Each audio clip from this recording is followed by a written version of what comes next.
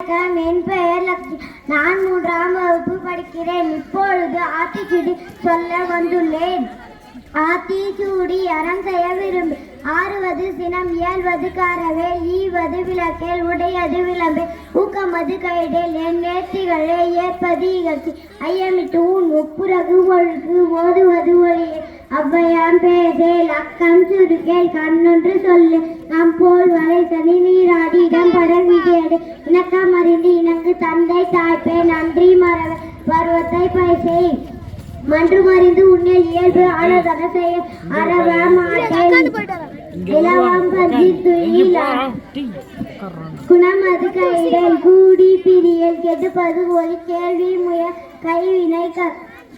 கைவினை கரவேல், கொள்ளை விரும்பேல், கோது ஆட்டுவல், சக்கரை நெறி மேல், சான்றோர் இணந்து இது சித்திரம் பேச, சீர்மை மறவே சுளிக்க சொல்ல, சூது விரும்பேல், செய்வன திரிந்து